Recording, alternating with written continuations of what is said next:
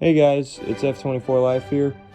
I realized to myself recently that it's been a while since I made a NASCAR video, and I found out today that the Daytona 500 is only a month away. So I thought I would give my top 20 predictions for 2020. Number 1, I predict that the 24 will finally find victory lane. William Byron and Chad Knaus had an amazing year, pointing their way into the round of 12 and scoring the pole several times. In fact, I feel like they would have had a decent shot at making the round of 8 if it wasn't for the wreck at Talladega. But I believe that Chad Knaus and William Byron can get it together and bring that speed they have in qualifying onto race day.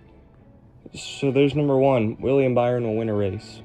Number 2, Daniel Suarez will not race full-time this season.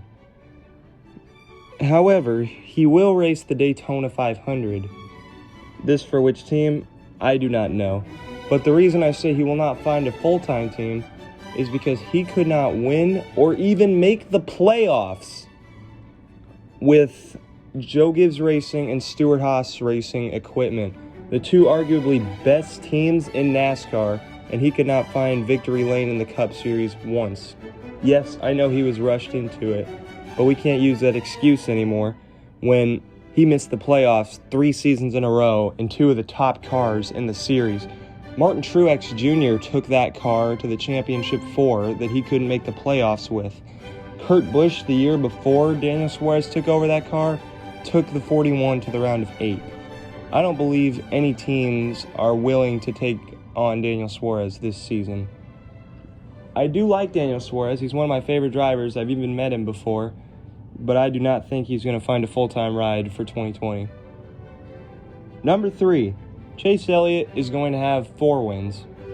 In 2018 and 19, Chase Elliott had just 3 wins, those tracks being Watkins Glen, Dover, Kansas, Talladega, and the Roval that he got his wins at. However, I believe he can get more speed at the intermediate tracks, or maybe even tracks at like Pocono or Indy that aren't the best for the 9 team. I feel like they can get some more wins. I do only predict he's only going to get 1 more win, but that's 1 more win than he had in previous seasons. So Chase Elliott is going to win at least 4 races, and he's definitely the best driver at Hendrick Motorsports right now.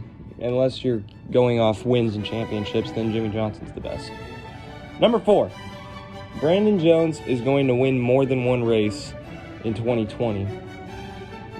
He had the big win at Kansas, and I think if he doesn't put his car head first into the wall every week, then he can win more and maybe even possibly compete for a championship. So I think if Brandon Jones can keep his car clean, he's going to win more than 1 race in 2020. Number 5, Hailie Deegan will make a debut in one of the top 3 touring series. It's likely going to be the Truck Series, but I predict she is going to go into the Truck Series and make a debut probably at Talladega or something. The reason I believe this is because she signed the deal with Ford and will be running ARCA full-time. So with this, you could run part-time trucks, which I don't think she's going to run more than 2 races, but I think she could definitely run trucks, and she has more of a possibility of finding a truck team to make a debut with Ford than they did with Toyota. So I think it's not out of the question that Hailie Deegan makes her Truck Series debut. Number 6, Christopher Bell is going to win a Cup Series race. Christopher Bell has basically dominated the Xfinity Series, just not at Miami. But every other track, it's just been Christopher Bell, like, everywhere. The dude had like 7 wins the last 2 seasons. I'm probably way off on that, but anyway, he is a really talented driver, and I think it was smart of Levine to merge closer to Joe Gibbs and sign Christopher Bell. And with this equipment, because he is a smart driver, and he had a really good rookie season in the Xfinity Series, I think he can not win at all the same tracks, but I believe at a track like Bristol or Richmond, he's going to shock the field and win a race. Now let's talk about another Xfinity Series rookie. I also believe Cole Custer is going to point his way into the playoffs. I don't think that Custer is going to win a race. I don't think he's going to have as much success as Christopher Bell. But he can definitely compete up there. I just think that he's probably going to get robbed by his teammates, Kevin Harvick, and maybe Clint Bowyer. But also other drivers like Kyle Busch and Truex and Logano and Keselowski. I think it's going to be hard for them. But like in my earlier prediction with Christopher Bell winning, he's beaten these guys before in the Xfinity Series. So I think both of these guys are going to have good seasons. They're both going to make the playoffs. Just Christopher Bell's going to win. Now let's talk about last year's rookie class. I think Ryan Preece will have 2 top 10s. He had the big third place finish at Talladega. I think if with Ricky Stenhouse moving over there and bringing the experience over to him, he could definitely compete up there.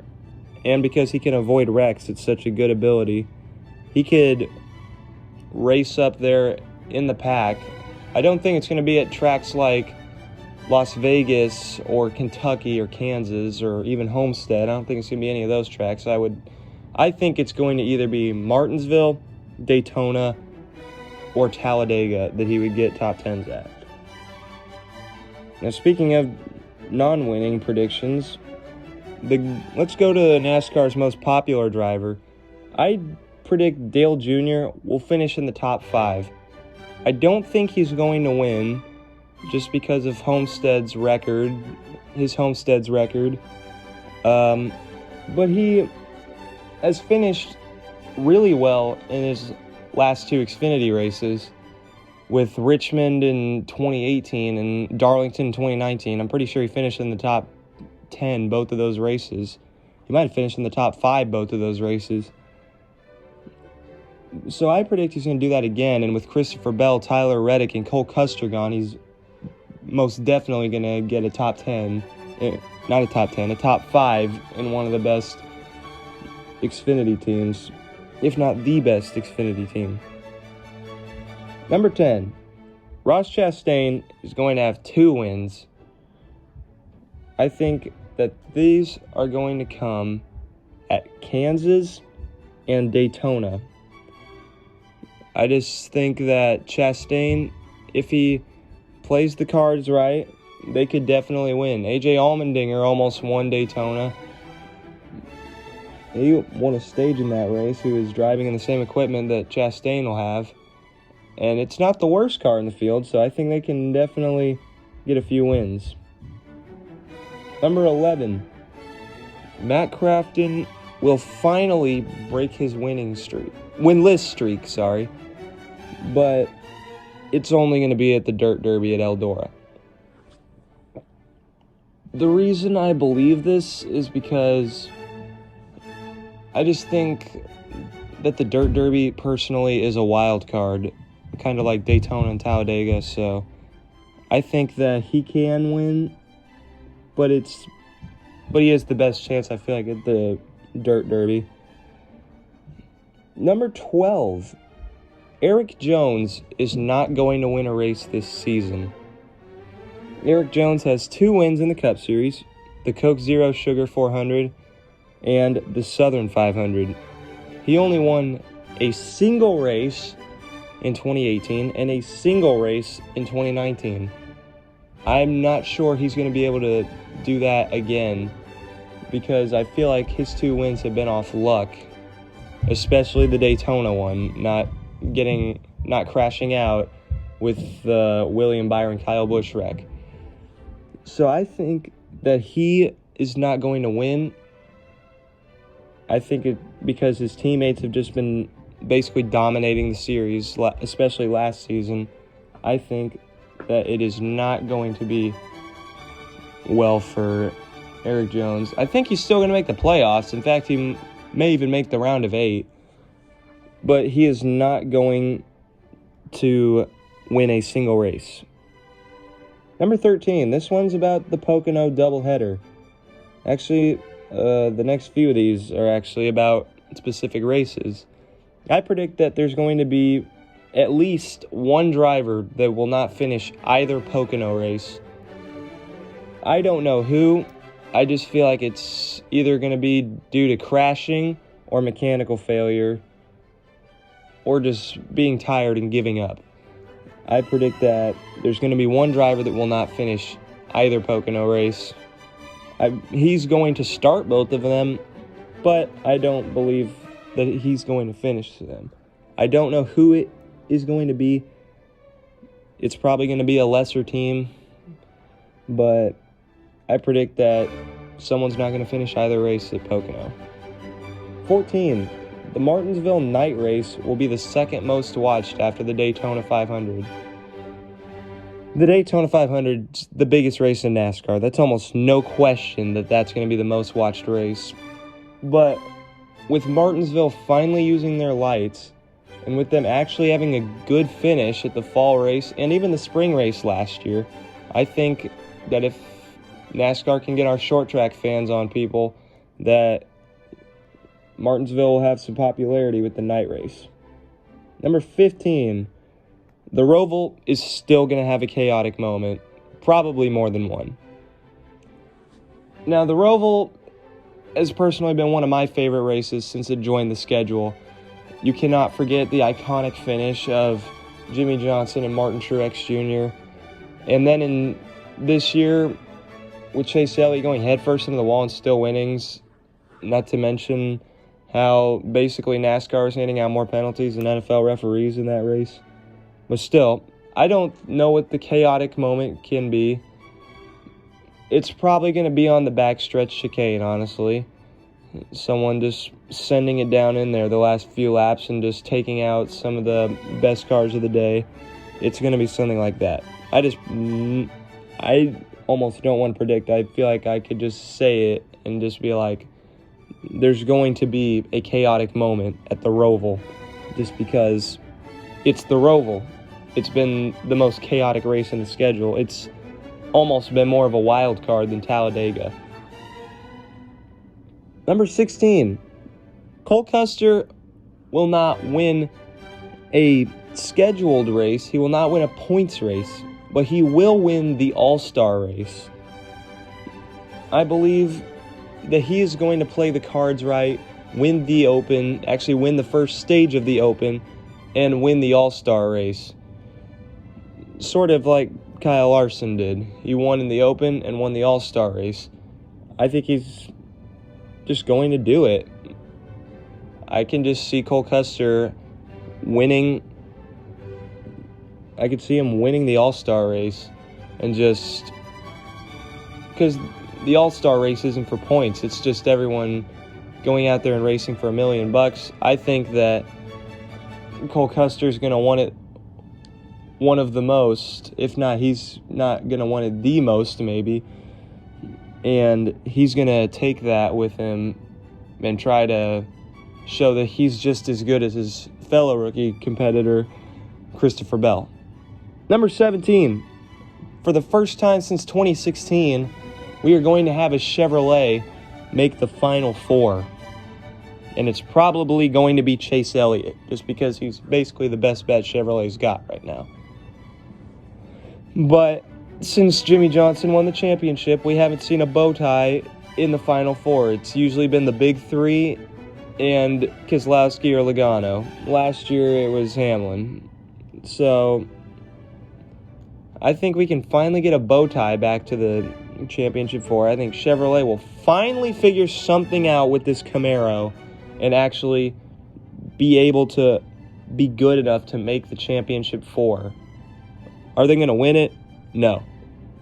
But I still think that they can make the championship 4 if everything works out for Chevrolet. All right, so now we're down to my last 3 predictions. And these 3 are predicting the champions of the Big 3 series. The Truck Series, the Xfinity Series, and the Cup Series. So, what do I have? Well, number 18, I have Stuart Friesen being the Cup Series champion. Not the Cup Series champion, the Truck Series champion. I'm sorry. I think he's going to win the Truck Series championship. He had a breakout season after his win at Eldora. He made the championship 4. And I think that he can do it again and this time capitalize on it. I think that they're going to have race-winning speed over the season, and he's going to take that momentum that he had from 19 into the 20s, and he can get his Truck Series championship and maybe land an Xfinity ride next season. Number 19, Justin Allgaier is going to be the Xfinity Series champion. My main reason, he's basically been able to make the championship 4, just not win when it mattered most.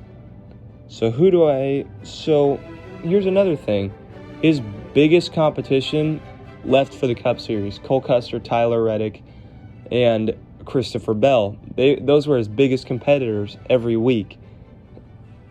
He's going to win the championship now because he's one of the best Xfinity drivers out there. He's going to have Ross Chastain and Michael Annett maybe, and Chase Briscoe and Austin Cindric, guys like those competing with him. But I think that Allgaier is just going to finally win that Xfinity Series championship, get Junior Motorsports another championship, finally not with the 9 car. I had nothing against the 9 car, but yeah, I think the 7 car is finally going to win a championship in the Xfinity Series.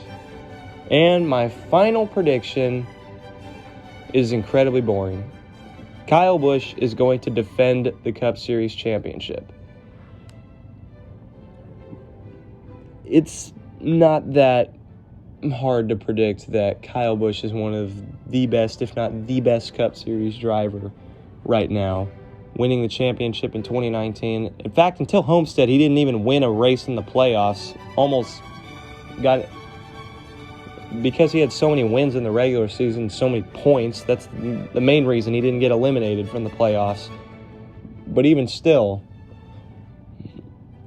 he's going to him and Adam Stevens are so hard to beat. Even his own teammates, Denny Hamlin and Martin Truex Jr., will have a hard time beating him, let alone guys like Kevin Harvick, Brad Keselowski, Joey Logano, Chase Elliott, Jimmy Johnson. Those guys are going to have a hard time beating him. And with his defending and with the championship comes a lot of respect. And I think he's going to take that respect all the way with him again. For the first time since Jimmy Johnson won 5 in a row, somebody is going to be able to defend the championship. So, those are my 20 predictions for 2020. Let me know if you agree with my list. I apologize for all the stuttering, pausing, and really general messing up. I hope y'all enjoyed. If you did, please like, comment, and subscribe. And until then, see you next time.